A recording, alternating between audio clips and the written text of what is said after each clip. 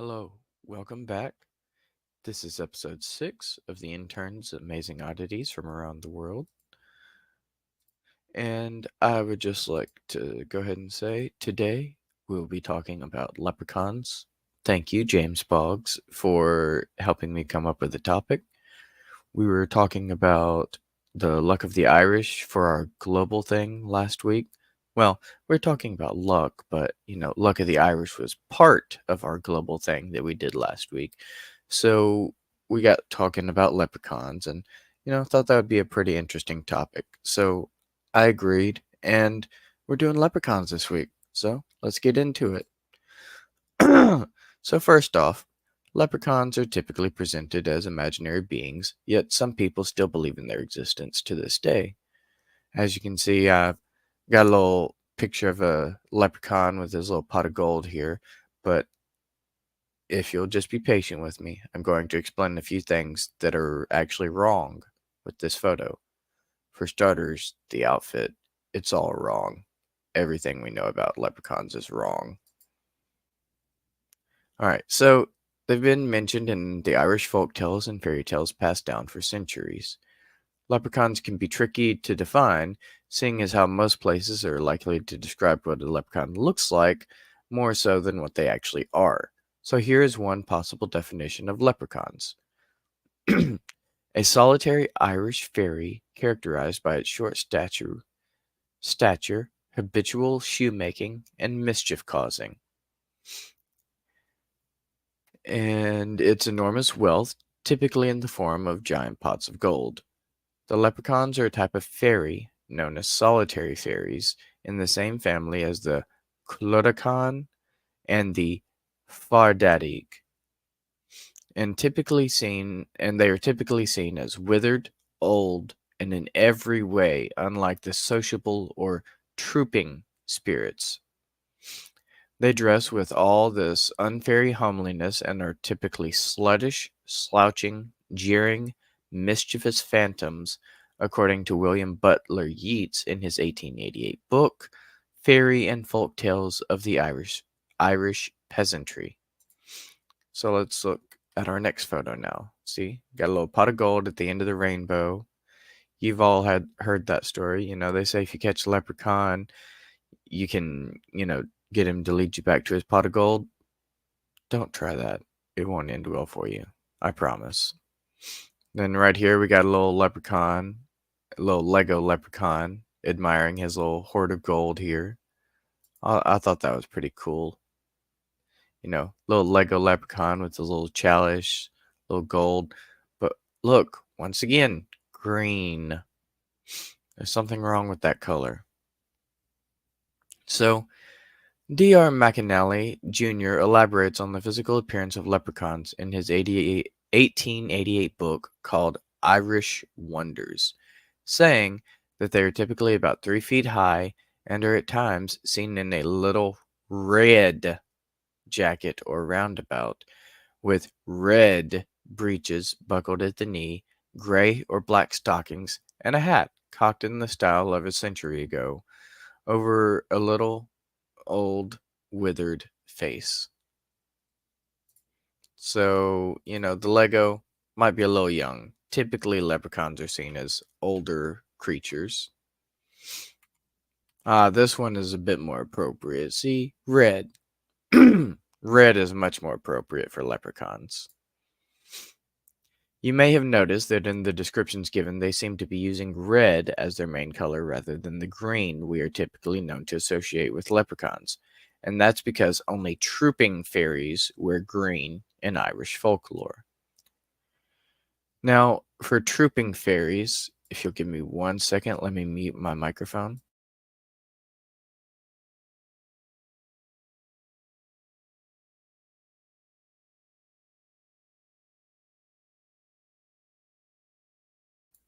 Alright, sorry about that. Okay, trooping fairies, as opposed to solitary fairies, can be either seelie or unseelie.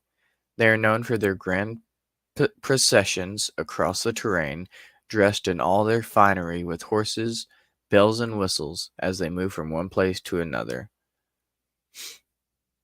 And while we're talking about some of the different types let's go ahead and mention gnomes because some people often get gnomes and leprechauns confused.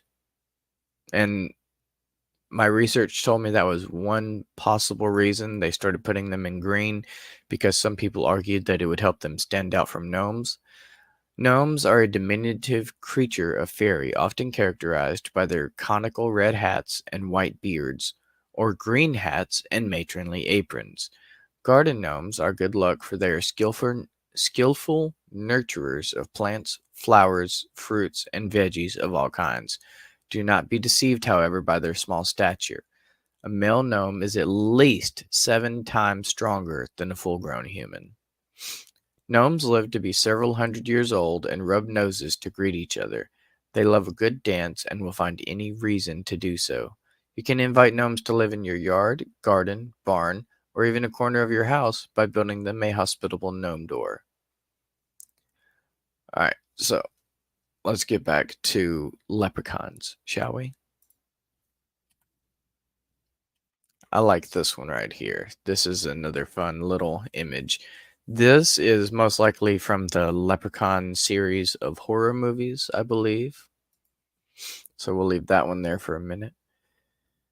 Now, as solitary fairies, the leprechauns will typically have a uniform which includes a jacket that is red by default, and in some of the northern Irish areas where the leprechauns are known by the name Logediman, the uniform is an actual military uniform. So, why are most modern pop culture depictions of leprechauns made out in green? Eh, better advertising.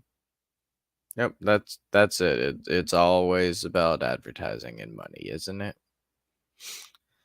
So, since at least the mid 17th century, the national color of Ireland has been green, and as such, they felt that was the best way to show that the creature was from Ireland, was to simply paint it in the national color of green. So they completely negated all the rules of their own folklore, because they're like, we could advertise better if we changed it to green, even though that is completely wrong according to the folklore. I never knew that before, but now that I know that, it kind of bothers me, because it's like everyone wears green. So, it's like, ugh. Why do we have to change everything? Why can't we just leave anything the way it is? So, that's why leprechauns are green, because Ireland is green. It really is that simple. Yep. The same issue even faced St. Patrick, who was previously depicted in blue before the modern day green.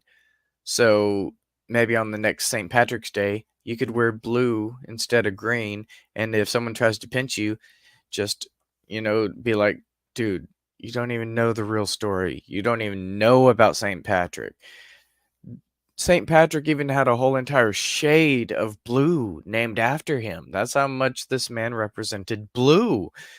And they're just like, we're just gonna change it to green because it represents our country better. So green, yeah. But they've changed more than just the color of leprechauns.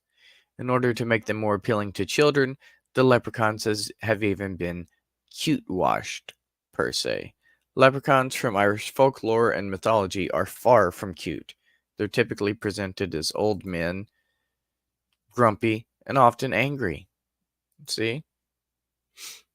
But, you know, leprechauns are very protective of their pots of gold, and as such, if tried to get their gold, they wouldn't take too kindly to it. If you trusted someone else with the location of the pot of gold after a leprechaun entrusted you with it, then either A, when you tell someone else and they try to go find it, the other person, the gold's going to be gone. There won't be anything there. And that's if you're lucky. If you're not so lucky, you won't survive. Leprechauns don't take too kindly to people disrespecting them and being rude to them by disrespecting their trust by telling other people, you know? They trusted you by telling you that information. It's not your place to tell other people. If the leprechaun wanted other people to know where their gold was, they would tell other people. But they didn't. They told you. And you betray their trust by telling everyone where their pot of gold is. So just keep that in mind the next time you want to, you know, steal some gold from a leprechaun. Now, uh, another thing to know about leprechauns is legend states that if a human being betrays their trust, it won't end well, as I just said. Or, in some cases, no money will be found, or even transformed into ivy leaves or furze blossoms. Leprechauns can only be restrained by certain objects, such as a plow chain or woolen thread. Leprechauns are often portrayed in Irish folklore are not purely evil, and in fact, some people even believe the leprechauns may have started out as Irish gods, members of the Tuatha Dé Danann, before shrinking in popular imagination. No, not ready for that one yet. I'm going to go back to another picture for a minute, though. Give us a little variety, you know? Okay. Now, in the foundation myth, the creation myth, foundation myth, however you want to word it, the Tuatha De Danann are especially skilled in building and craftsmanship. These tall, yes, I said tall, otherworldly beings eventually devolve into the little people, as the Irish call them. It's not what you think, though. These little people are the fairies and spirits who haunt the fairy mounds that they once built. By calling them little people, they seek to demean them and attempt to disguise their fear of something much larger than what they currently understand. It is also believed that this could be representative of the Irish guilt after their exploitation of the more artful Aborigines, by which they mean the original Stone Age inhabitants of Ireland, who were responsible for building all of those awesome dolmens and other megalithic structures that dot the Irish landscape. These Aborigines were of average height of the time, if not a little bit taller, which just goes to show how insulting those you disagree with has always been a thing. It would appear to be. Unfortunately. I'm sorry about that. Now, in ancient Rome, there was a people called Luperci, who may have been part of the inspiration for leprechauns as well. And that's what this photo was that I was showing you a minute ago. Let's go ahead and move over here now. These are the Luperci. Yes, it's a Roman thing. Now, these Luperci were essentially the stars of the ancient Roman pastoral festival Lupercalia, held annually on February 15th.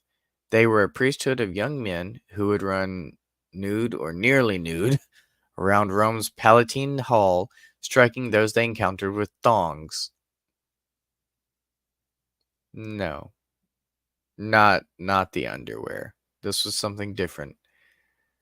In this terminology, when they say thongs, they mean narrow strips of flayed skin they took from the animals they sacrificed. Much better. Much better. Oh. Then one day, St. Augustine of Hippo compares the Luperci to Greek werewolves in the 5th century CE, which are said to transform into werewolves after taking a dip in a lake, and saying that the Luperci were just as wild when they transformed during their festival. And Luperci most likely means brothers of the wolf. That one's a bit small. Let's zoom in a little bit. See? Got a little werewolf howling at the moon here. This one's pretty nice. I like this one. Like a wolf out in the middle of the forest somewhere. Werewolf, Now, after all this went down, over time, something gets lost in translation. Definitely. And people start to believe the Luperci are actually werewolves. And not only are they werewolves, but they're werewolves that like to play in the swimming pools. Werewolves that are very keen on aquatic activities, you could say. So, when the scholars hear a tale of three mischievous sprites attempting to drag an Irish king to their home beneath the sea, as detailed in the Ulster Cycle tale, the Ectra Fergusa Mac Letty, or the Saga of Fergus MacLetty, the scholars were reminded of the Luperci St. Augustine had written about 2 centuries earlier, and thus dubbed these beings Lucorpain. Then scholars even make up a story for themselves. They say the little Luperci were able to survive Noah's flood and seek refuge in Ireland because they were such great swimmers. So the leprechauns are basically um survived the flood of the entire world, the big Noah's Ark flood. Yeah. How did they survive that? Oh, they were just swimming around. No big deal. They just swam through it. Yeah, that's what they're saying there. So, next up, Mr. Douglas Hyde, a linguist and folklorist, became the first president of the Republic of Ireland. He had a different theory about the origins of the word leprechaun. He says the name leprechaun is from the Irish Leith Brulg, the one shoemaker, since he is generally seen working on a single shoe, which could also be spelled in Irish as Leith Brogan or Leith Frogan, and even sometimes Lucremen. In 1864, a dictionary spelled it as Luprecan, Lucarcan, and Lugrecan.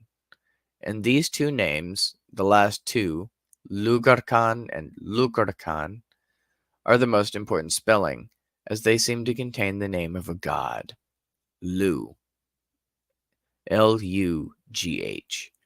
Lu was the Irish god of many talents, believed to be a cognate of the Gaulish Lugus and the Welsh Liw.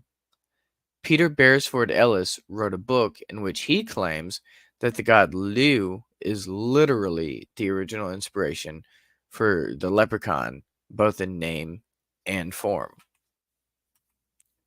And here's the last picture I had of a werewolf. And there's a little bird over here, but we're talking about the leprechauns now, so let's go back over here again. I don't know. I really like this image. Something very nice about it. Now, when the old gods were driven underground, the little people like we were talking about a minute ago, Lu was given the Sis of Rodrudaban by the Dagda.